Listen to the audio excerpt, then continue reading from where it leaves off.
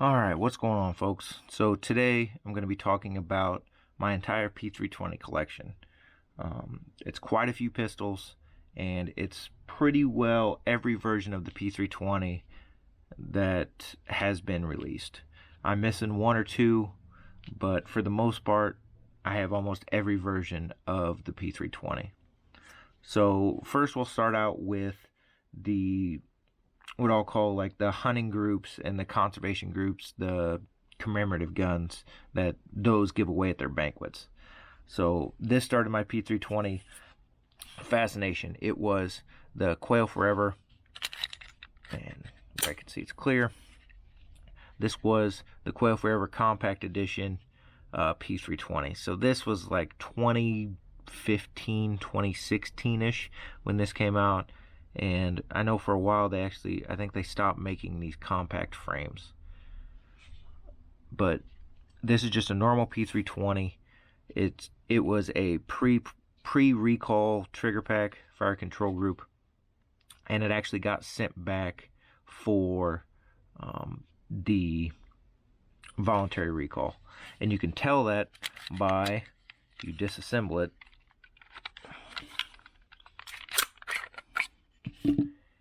here on the bottom side of the slide, you can see they did some remilling and stuff right here on the edge. That's all shiny. That's not Cerakoted, so you can tell it that way, definitely on the slides.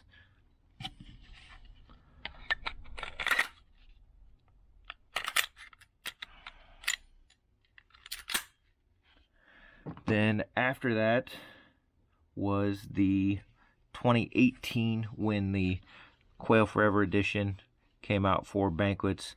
Just normal black, but it has this kind of cool like gold leaf. It's not really engraving, but kind of printing on it, and has Quail Forever right there, like a quail right there. They're just normal, no optics cuts yet. These are still kind of before optics cuts really became a thing. Normal trigger control group, and as you can tell, just a normal looking, kind of cool P320 with some cool printing on it. Now that same year, this Pheasants Forever edition came out, and has some pheasant feathers up here on it, nothing on top, no optics cut. But then on this side has Pheasants Forever embossed on it, whereas on the Quail Forever one, you remember, it's all on the same side. There's nothing on the other side. So this kind of has it on both sides. I switched out the original grip module for a Wilson Combat grip module because I wanted to try it. I wanted to see how good it was, and I generally like that Wilson Combat grip module. It's pretty nice. Normal trigger group, everything else is really off the line, off stock for it. The last gun I have for these kind of conservation groups is the National Wild Turkey Federation one. So it has some turkey feathers here and that same kind of gold printing on it. National Wild Turkey Federation has some up here on top of the slide, which is kind of cool, and over here along with Conserve, Hunt, Share. Normal slide serrations, everything is pretty normal about these guns. So the next set of P320s are the competition guns, the kind of race guns for pistol shooters and everything like that. First to come out in that line for Sig was this X5 Legion. So this has the tungsten infused polymer grips, and it is a chunky boy. But people like that because it helps with those quick follow-up shots and helps control recoil.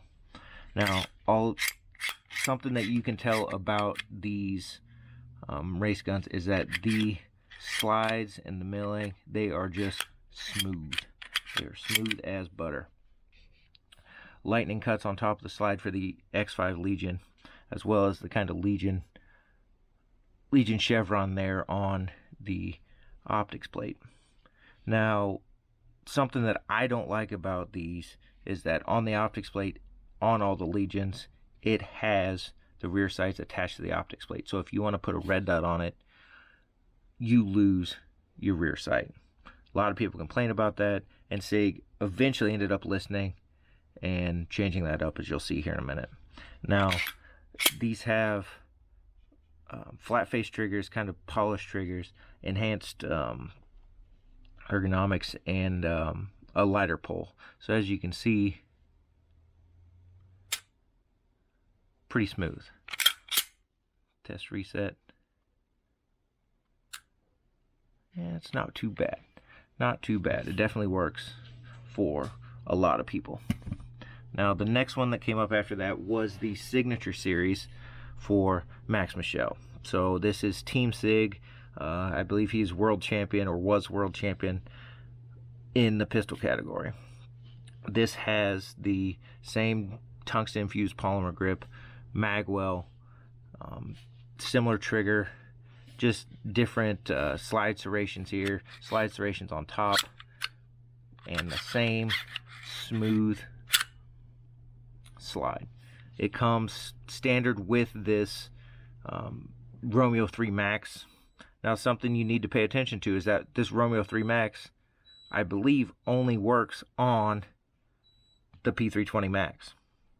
So I know a lot of people would like bigger optics on, you know, different guns, but Sig has been kind of notorious for making different slide cuts, optic cuts, and not telling people what the difference is, or it's not explained correctly unless you're a very big Sig guy and very knowledgeable in terms of Sig products.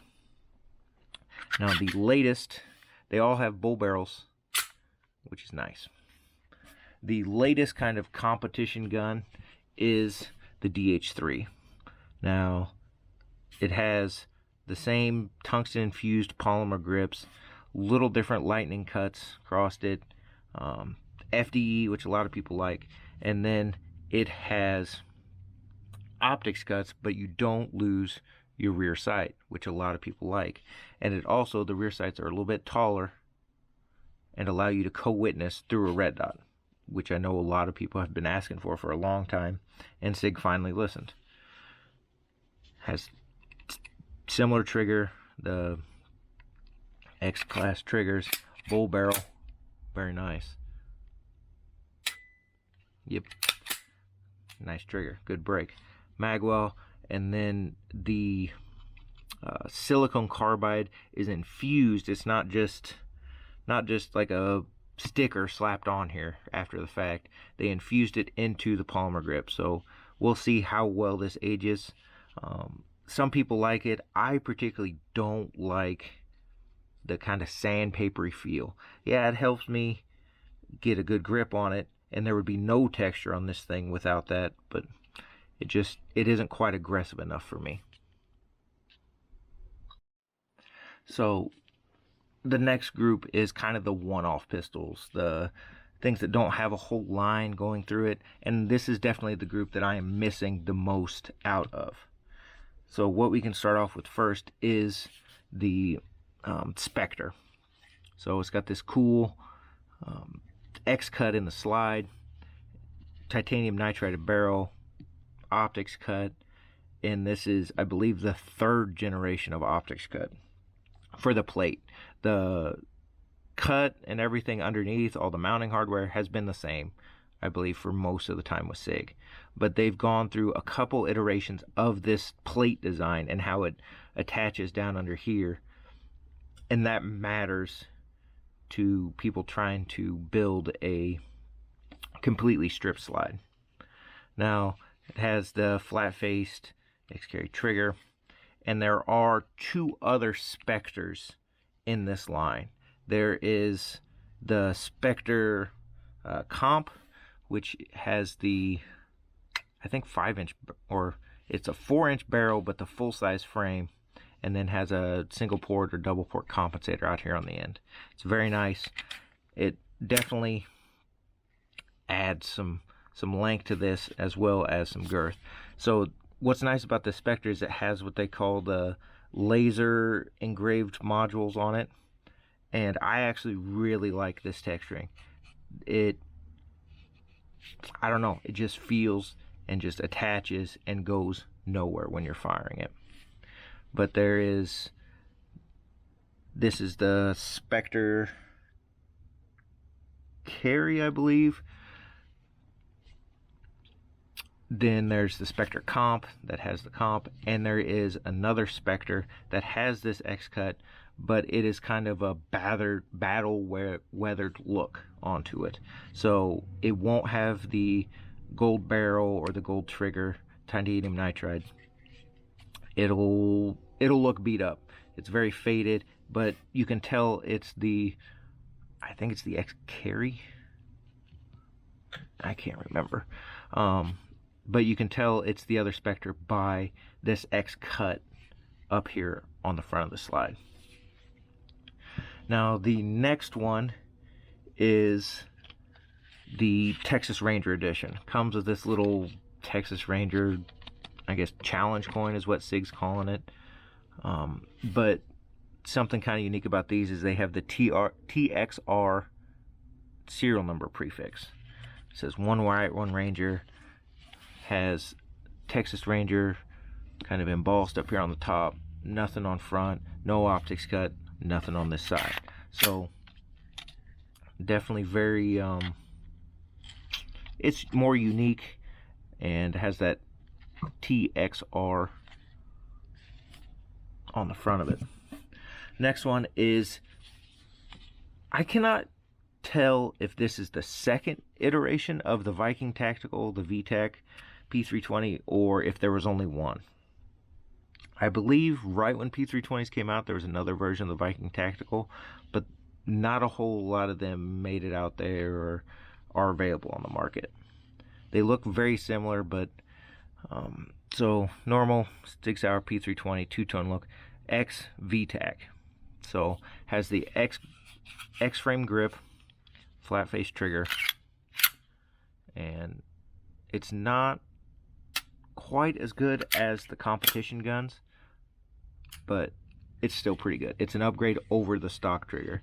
Optics cut, I think it's Gen 2. The last one that I have is the Wilson Combat. So Wilson Combat comes with this Wilson Combat grip module. It's a 17 length slide. It's a full-size slide, and Wilson actually gets the block raw slides from Sig and finishes the milling with the slide stipples or slide serrations, kind of this checkerboard pattern, front and rear, as well as on top, across the top, no optics cut, and on the other side. The last group, and probably the biggest group, is all of the military guns. So the M18s, M17s, as well as a lot of the commercial contracts of those, and there's so many varieties broke down in those M17s and M18s. So first we'll start out with the M18s. This is just a normal M18 commercial variant. This is just a normal plain Jane M18. So black controls, black like striker cover on the back of the slide, everything like that. Black mag release. This is just a normal plain Jane. You can find these for, you know, $500-600. Not that important. They're normal trigger groups. They got quite a bit of creep in these triggers and quite a bit of mush. So you got probably 2-3 millimeters of play. Hit the first wall, mush, mush, mush, mush, mush, and it breaks. It's not bad. They're not bad triggers. They're very mil-spec triggers. Very normal, nothing to write home about. The thing about the M17 and M18s, which were adopted by the U.S. Army and adopted by a couple other armies now too. I know the Dutch have adopted it, and I think UK has as well now, but are the manual safeties. So commercial version just starts out with M18, very plain, very normal. Then we get to, this is the M18 Bravo. Bravo for black. Normal M18 in every way, just not FDE. As you can tell, it's got quite a bit of oil on it. I just took this out of the package for the first time in a long time. You can tell it's an M18 Bravo trigger pack because it has M18B for Bravo, for black, after it. And that's kind of the unique defining feature of the trigger pack, but everything else about it is just a normal M18, just in a different color. Then a little bit more rare and a little bit more sought after is the M18 commemorative editions. So when the US Army and the Marines and the Air Force and everything adopted these, SIG came out with commemorative editions that had the original contract tan control options. So safety, slide release, and takedown pin, and magazine release, and trigger, which is kind of cool. So these all start out with M18 dash, and then the serial number on the commemorative ones is all going to be under 5,000. So they only made 5,000 of the commemorative ones with all the tan furniture, tan. This is kind of a defining feature and everything like that. But they're normal M18s, and oh, that one's a little stiff and doesn't quite return the battery, if you notice that. I'll have to take that apart and look at it. But that's a normal M18 commemorative edition. They also have employee editions of these that only SIG employees got to buy. So they would start out with M18, and then it would be E. So M18E is an employee. So that's what makes it really good, really handy, and very valuable, because I think there was only, less than 2,000 of the employees took the option to get those. So if you can get a hold of one of those, they're going to be very collectible and pretty rare.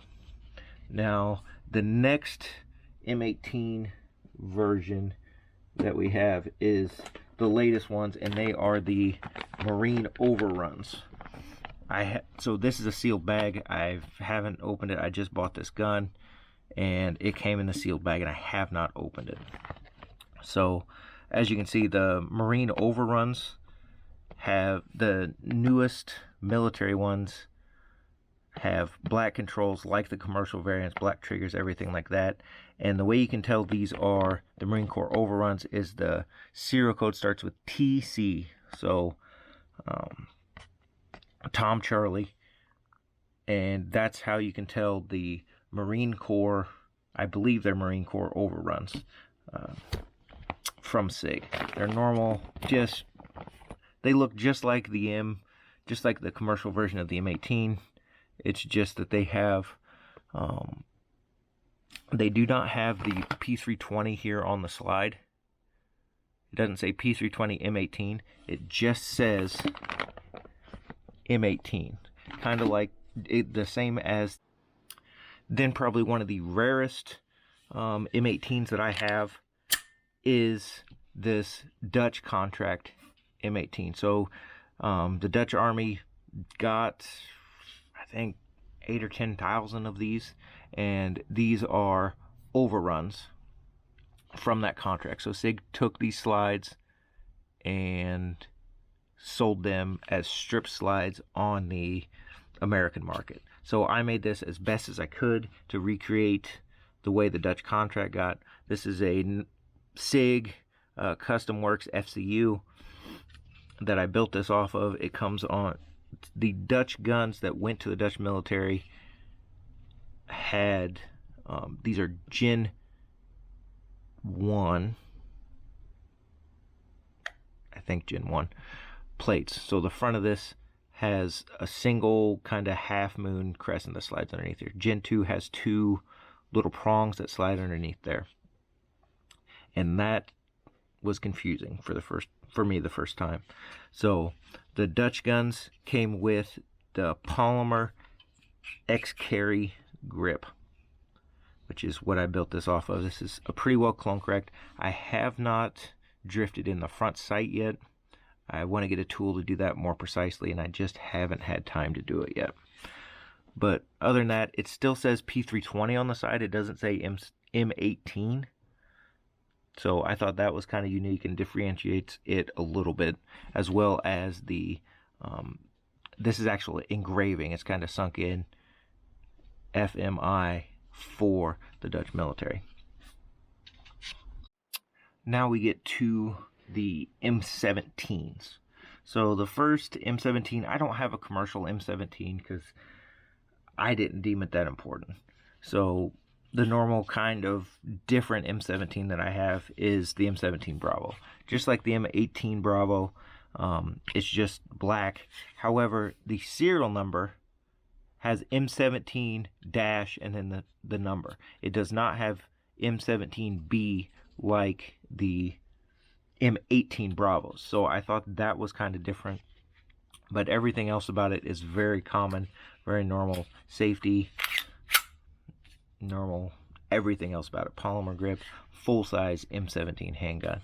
And it says P320 and M17 there on it. So the next one that's moving up the scale of rarity is an M17 commemorative edition.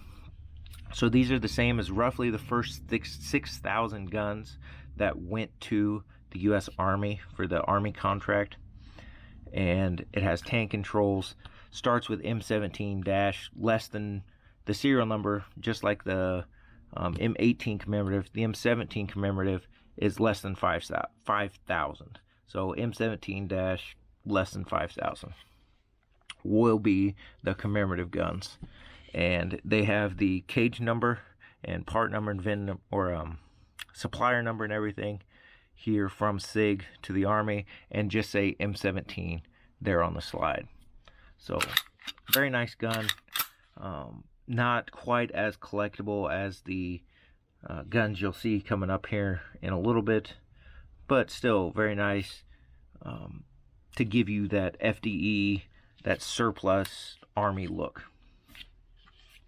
Speaking of surplus Army guns, this is a surplus gun that came back from the Army. I actually have the FOIA request and everything on this. This was deployed to Afghanistan with the first security advisors. So it says 6 hour M17, so no P320 M17 like the commercial variants. Has the manufacturer code and cage number and everything on the side of it. Tan controls, tan takedown, everything like that. Tan safety. Something about these is that the serial number will start with T as in that T and then F. So Tom and then Frank. 00 and then we don't know exactly how many came out or that the Army turned back into SIG when the Army wanted to go from tan controls and they wanted to save a couple dollars and go to normal commercial black controls. So SIG shipped roughly 6,000 to the Army, and then the Army decided, oh, we want to save a couple bucks. We want the normal commercial black controls, so that we can have parts interchangeability and don't have the mismatching parts with commercial black parts that'll come. So SIG said okay, and they switched the guns flat out to the Army. These guns came back from the Army, went to SIG, and then SIG put them out on the U.S. civilian market. Very nice gun. Something that's kind of strange about these, about the M17s, all of them up to this point, is that the optics plates all have the rear sights attached to it. So if you put an optics on there, you lose your rear sights. And then probably the rarest M17 that I own is an M17 Employee Edition. So I actually bought this from a employee that works at SIG, and it's very cool.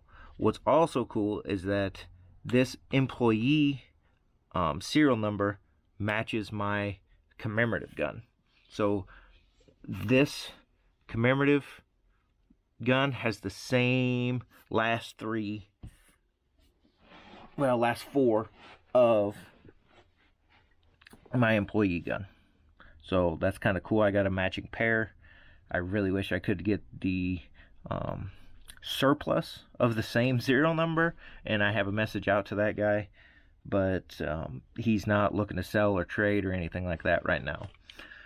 The way you can tell the employees is because it says M17 E for employee. There's also an M18 and I just haven't been able to find one of those yet. I've talked to this guy that sold me this. He does not have the E. He already sold the M18 to somebody else that he knew, one of his neighbors up there. But very cool gun, a pretty rare gun, and he said there was roughly less than 2,000 of. And now the next group of P320s are the AXG Custom Works P320s. So the first AXG, which stands for alloy or aluminum, I believe it's alloy though, is Alloy X Grip, AXG. So these have G10 scales, alloy metal frame, and I believe they're all the like M18, compact length. So they all have normal barrels, normal serial numbers. Trigger control groups are all that flat-faced AXG triggers.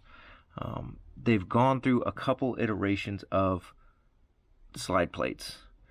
This was the first. This was the AXG Scorpion. This was the first one, and I believe it has a Gen 2, but I think the rest of them have the Gen 3 plate, which the difference is up here in the front, the way it slides into, there's a groove underneath here. So pretty normal looking, kind of cool with the snake scale looking grip. On the back it has dimpling, and on the front it has these pyramid shaped kind of serrations. So pretty nice guns, pretty sweet. The next one after that was the AXG Classic, which that's it. It's got wood grips, same AXG frame, just black this time, same barrel, and same optics cut, normal Sig sights, everything like that. Nothing real special about it, except for they also have metal magazine releases. So pretty cool looking guns, pretty neat.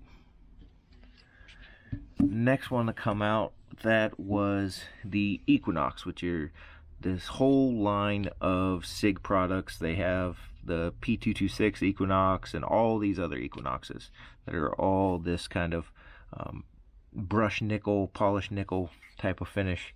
It's pretty cool looking. I like the two-tone look of it. It's a unique two-tone, and still the G10 grips, normal serrations. What's kind of different about this is that it has this kind of X pattern on the back, whereas the AXG has almost like a circle, kind of like golf ball style serrations on the back. So that is the P320 Equinox. The latest AXG is the AXG Combat. So it has a threaded barrel, longer, suppressors height sights, which is definitely pretty cool. A little smoother action, I believe. And this also has the kind of X crossing grips on the back with the normal G10 and normal. All the Custom Works guns pretty much come with this flat face trigger. So normal, just like everything else, a little bit of creep.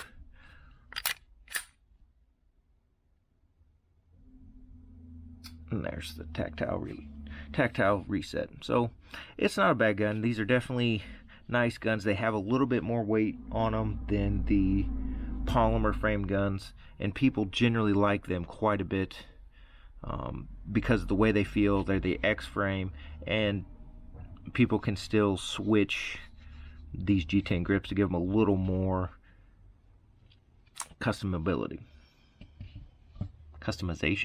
Yeah, customization. All right, guys. Well, thanks for watching this.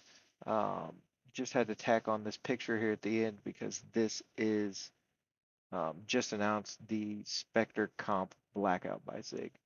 But I appreciate you watching my video and have a good one.